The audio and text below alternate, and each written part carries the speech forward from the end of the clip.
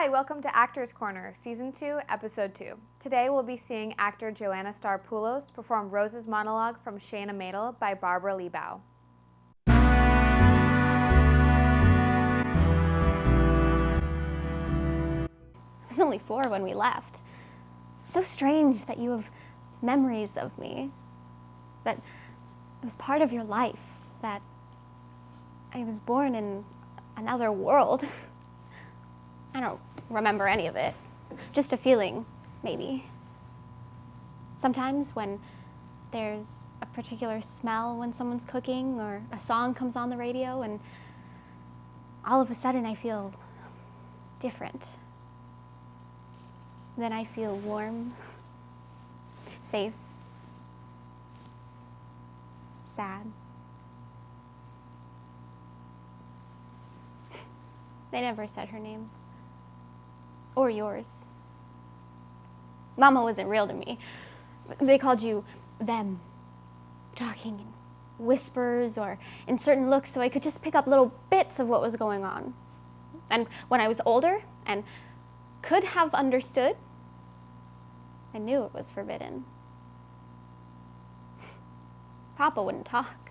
Not about you, not about Mama.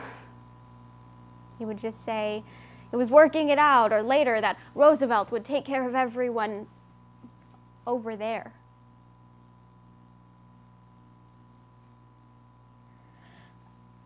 I tried to make myself a family out of the photographs and letters, but they were all written in Yiddish, and I only learned to read English. Tante Perla used to read them to me and translate. Papa never would. Then, when there were no more letters, I began to forget completely. By the time war came, it was as if no one had been there at all. Until Papa found you. I still don't know exactly how to feel. Thank you so much, Joanna, for performing that monologue for us. For those who don't know, that was Rose's monologue from A Shana Madel by Barbara Liebau. So are you familiar with the play that this monologue is from? Yeah, so this is about a family. Rose is one of the daughters. It's about 2 daughters and a father in New York City, and it takes place after World War II. And it's kind of like a family coming back together story. They're a Jewish family that came from Eastern Europe, and the older sister was in the Holocaust. She wasn't able to make it out of the Holocaust, and in time, just like her father and sister. So I play Rose, the youngest, who escapes from Eastern Europe with her father before the Holocaust starts, and is able to have a normal life in New York. And then after the Holocaust ends, she's reunited with her older sister, who was in a concentration camp, grew up with their whole family, and experienced the war. So it's kind of about one family, but like 2 worlds trying to come back together a little bit, and like discovering each other again. Wow, I feel like I need to read this play now. That sounds like a very touching and very pertinent play for our world right now. Yeah. So what is this monologue saying? So this is Rose, the first time her older sister comes to her apartment. Rose is like a working girl in New York City. She has like lots of friends. She's very popular. She has her own apartment. And her father's like, hey, you're hosting your sister. She just came back from the Holocaust and she's gonna be staying in your apartment. And Rose is like, this is her first conversation with Rose, standing in her own home with like this foreign sister. And she's like, it was nice to see you again. Obviously brings back all sorts of memories of when she left, and she's just like, this is where I'm at. This is how I grew up. It has no relation to how you grew up. But I'm so happy that you're here, and like, let's meet somewhere in the middle. Mm-hmm. That's so interesting. So there's like this juxtaposition between the very like Americanized, like modern sister and the other sister who's just like a survivor of like horrible things that happen in Eastern Europe. So that's a really interesting dynamic between these characters. Was there any research you needed to do to understand this play or this monologue? Not really. It was kind of a lot of like soul digging, I guess, to try to find how I could relate to this. Obviously, I am Jewish, so like that part relates to, you grow up hearing about all these awful things, just like Rose probably did, growing up hearing about all these awful things that happened. But I think most of the research that I had to do was like thinking about, what if I was born decades earlier, what would happen? How would I feel if I have a twin sister? How would I feel if she was born in a completely different world and brought back to me? So yeah, that's a lot of preparation, I think, needed to perform this piece, because it's a really touching and serious piece, I think. Can you describe what influenced you to pursue acting in the first place? It was kind of like I was born into it. My mom is an actress. She teaches drama to kids. She's like a young theater maker. But I grew up like watching her perform, and then she got my dad into acting like while my sister and I were alive. So all of a sudden we were being babysat by actors that they were in shows with, and they were like, well, we either pay for babysitters or we get you guys into the shows that we're in. So we kind of like did all of our bonding as like in shows, and we're all in the same shows together, and then I just kept going. Mm-hmm. That's so sweet. That's such an interesting family dynamic. And your sister is an actor as well? Yeah, she's more on the tech side. It's funny, my mom and I are the actors. My dad is the technical director of a theater now. Mm-hmm. So he's the tech guy. My sister's the tech girl. So it's like one for each parent. Yeah, that's such a unique way to grow up in the theater. I'm almost jealous. My family does not like theater very much. Oh, no. Yeah, they'll like go see my plays, but they're like, yeah, I'm not really into musicals or any of that. That's terrible. So that's very, very interesting. Can you tell me what steps you take to like fully understand a character in a story? Yeah. Obviously, like I read the play. I do some internet research on just like, I don't really watch other people doing monologues per se. I prefer to do that on my own. I have a really, really great voice teacher who also helps me with like monologue coaching.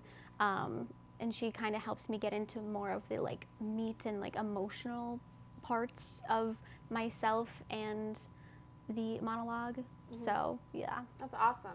A lot of good preparation. And can you describe your most challenging role to date? My most challenging role to date. I mean, I think in the fall when we did Cymbeline, mm-hmm. I was Pisanio, and it was, first Shakespeare, first time playing a character that wasn't like the ingenue, like first mm-hmm. time. It was such a joy and so cool to be able to play that part. And I asked for that part. I was like, I want you so bad, reading it, but it was definitely like a lot more work than I expected. So it was very interesting to like go through that process. Yeah. With stage combat as well, like learning I've never done stage combat before, and I'd also never done Shakespeare before. So it was a new process for all of us, and the rehearsal schedule was a lot. I wasn't expecting Pisanio to be like in as many scenes as she was, but it was also really fun to like create, Pisanio's usually a boy, but I got to create like my costume for Pisanio, so that was really fun. So it was definitely a challenge because I was felt like every part of the character work versus just like say your lines and do it. Yeah, absolutely. For those who don't know, Joanna and I were in Cymbeline last semester at Suffolk University, and I played the Queen, and Joanna played Bassanio.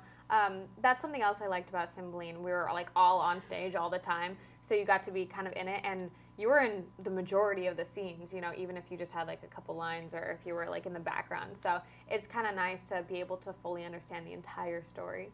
Yeah. Because there were some scenes where I was like, I don't know what's going on in this scene. I just know I come on in a couple of scenes, you know? Yeah, it was like, and also because we're on all the time, we can't have our scripts. So like you really had to, like by the end of the run, I like sat myself down and was like, this is the first show that I've ever been in that I could tell you exactly every scene, what happens, what comes next. Like it was nuts. Yeah, and for Shakespeare, that's kind of an awesome feat because, you know, the language is so different. You know, if you're doing just like a contemporary play, you can probably understand the plot pretty well, but for Shakespeare, you really have to do all that work. Yeah. So yeah, that was challenging for me as well. What do you think is your favorite thing about acting?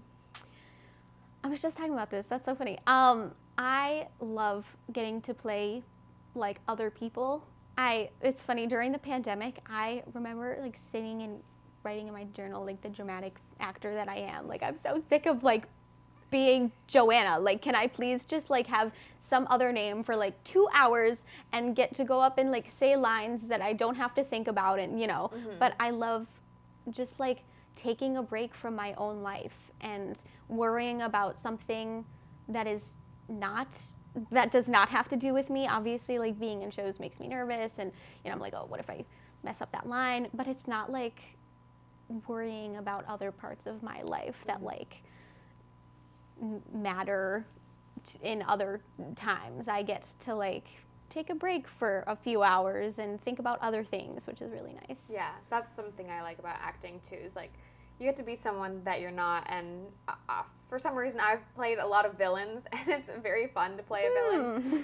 Yeah, I don't know what that says about me, but you know, like I don't consider myself a particularly like horrible person, but when you play like horrible people, it's like, oh my gosh, it's such an interesting mindset to get into.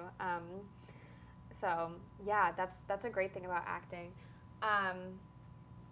And just one of the last questions I'm going to ask you, what do you think is the most important when working with other actors or working with the director? What do I think is most important? I definitely think collaboration is very important. I'm very big on, you know, working together, meeting people halfway.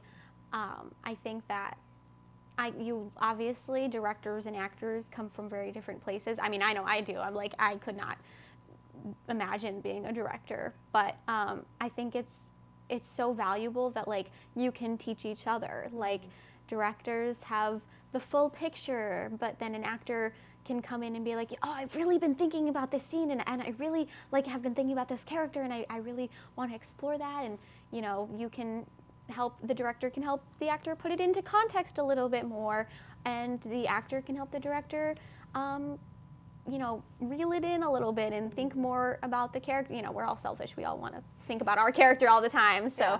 I think that it's a really nice dynamic if you take advantage of it and like collaborate.